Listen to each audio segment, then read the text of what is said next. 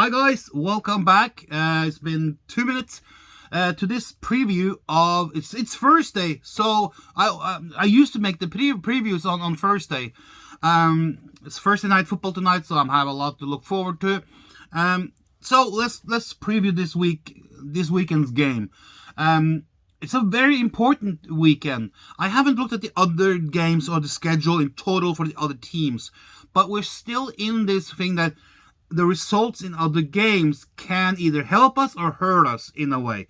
More help us, because if we keep winning, it doesn't really matter.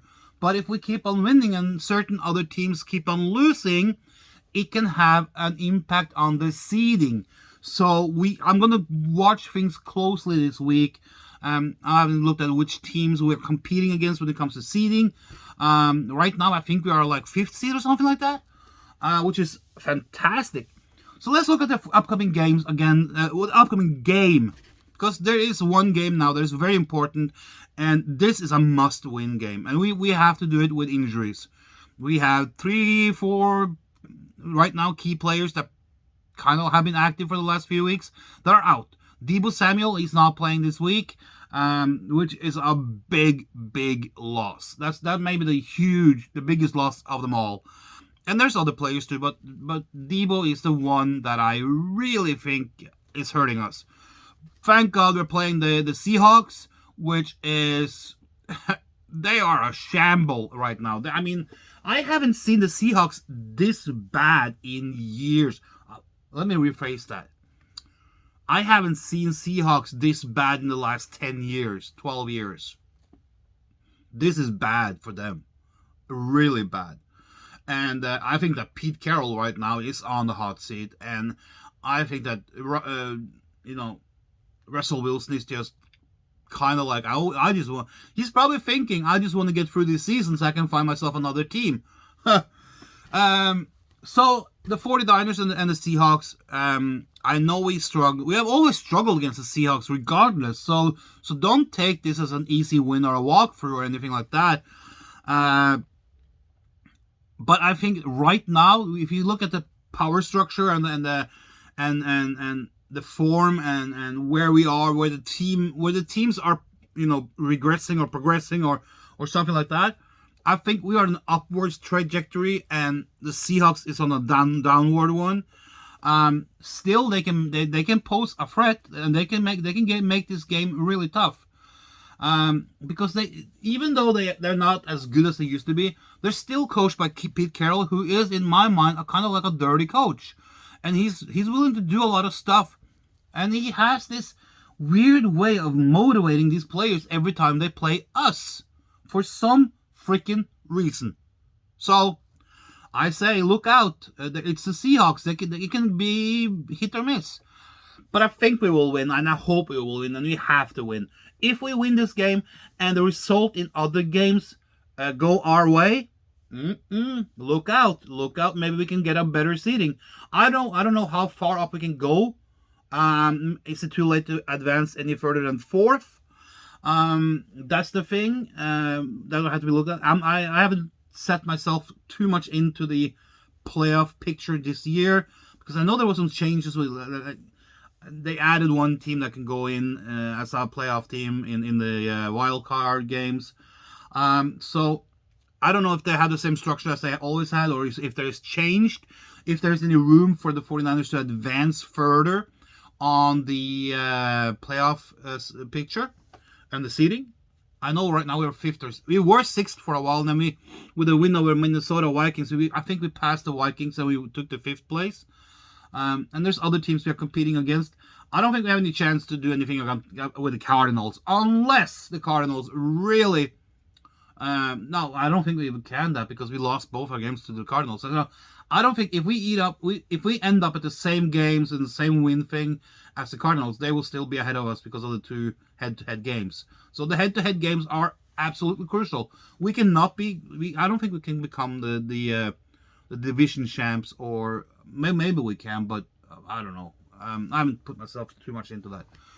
Okay, looking forward. What's going to be important now that we don't have Deebo Samuel, and that's like, to me, that's the biggest loss. we have to utilize Brandon Ayuk more in this game. Where we used to use Deebo Samuel on the throwing and the passing and as a receiver, we now have to use Jennings and Ayuk. I don't see any of them being the same type of player as Deebo Samuel, being versatile and diverse and can be used for many different positions on the field. I don't see any of those two, for example, line up as a running back and run the ball. I don't see Ayuk or Jennings doing that. I don't even see Sherfield doing that. But expect Sherfield and Jennings to get increased reps. And you will see maybe Jennings getting the most of those alongside Ayuk. You'll probably also see a more combination of Jeff Wilson Jr. and Elijah Mitchell. Where they normally use Deebo, they're probably going to use Wilson. Maybe even Sermon. Because of the Seahawks, they're pretty physical. So you might want to have a running back that are physical. But you also want to use a running back that is fast. So when you come to fast, the speed, who do we have? Well, we have Elijah Mitchell, who's probably the fastest one. So we can use him. And who has the most strength and brute force to run like a smash mouth type of run football? Well, I think that would be Trey Sermon. So you may be looking at a 3-horse race here between Sermon, Wilson, and Elijah Mitchell on the running back position during the game. And it is important that we utilize the running game, because if you look at what Seahawks have done this year, I think they're most vulnerable when they face a stiff opponent with a good or exceptional elite running game. That's when you see the Seahawks are struggling, because if you can keep Russell Wilson off the field, and you do that by running the ball, they're kind of limited. There's not much they can do. There's not much, even with like the last 2 games with Wilson in the game and on the field, he hasn't been himself either. So there's something going on there. Is it the O-line that is not giving him the protection at the time that he needs?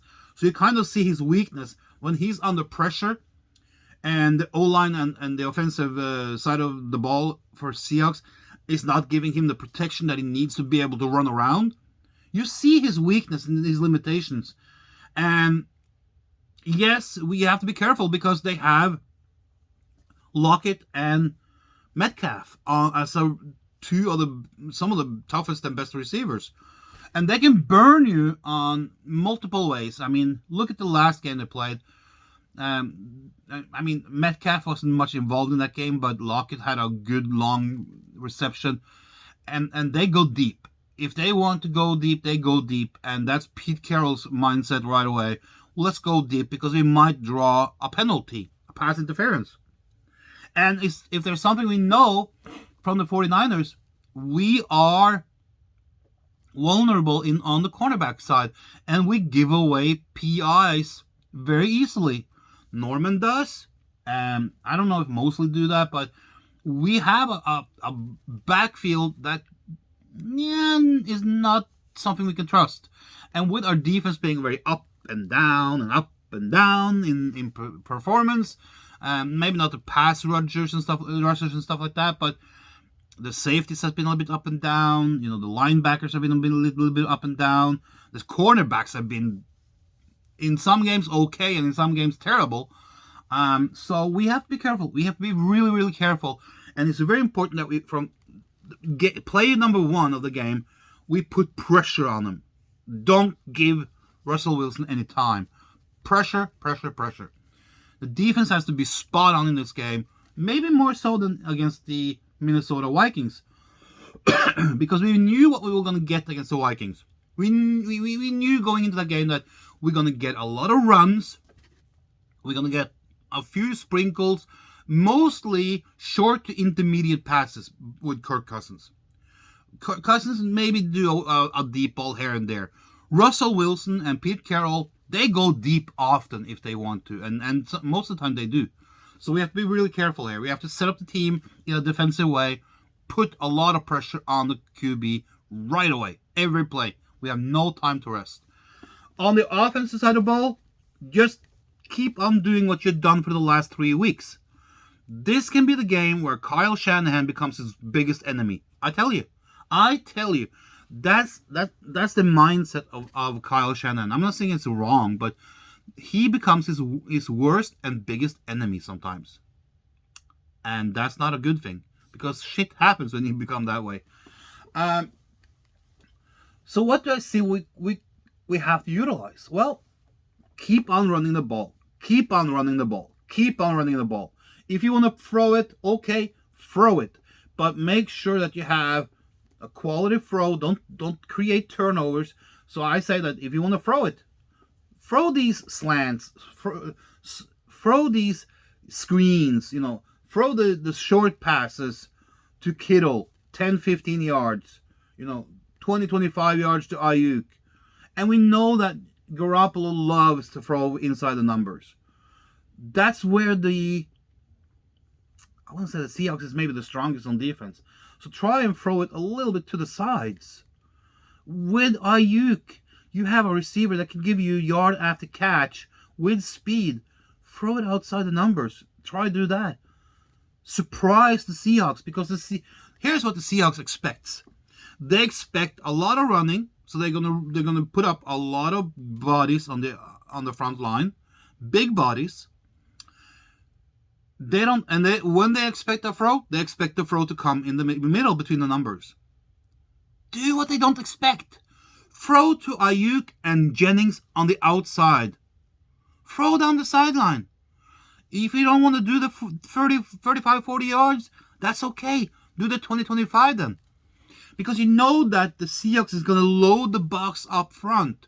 So you have an opportunity here if you go intermediate to long, or short to intermediate. If that's what you can do and that's working, great. Go back and look at the 2 or 3 games that the Seahawks have lost. They have lost because the teams was running, and when they were throwing, they throw it outside the numbers. That's where they have their weakness. So, and I'm sure that Kyle knows this, but sometimes I say he becomes his own enemy and he doesn't do what he needs to do. We have to neutralize Russell Wilson, that's for sure. And I don't know which one of our players is going to take on Metcalf. Not many cornerbacks or safeties or anyone can cover Metcalf. So it's important that we do it, but we do it in a way where we don't give away penalties, okay? Penalties is going to be alpha and omega in this game. If we can stay away from giving out penalties, we're in good shape.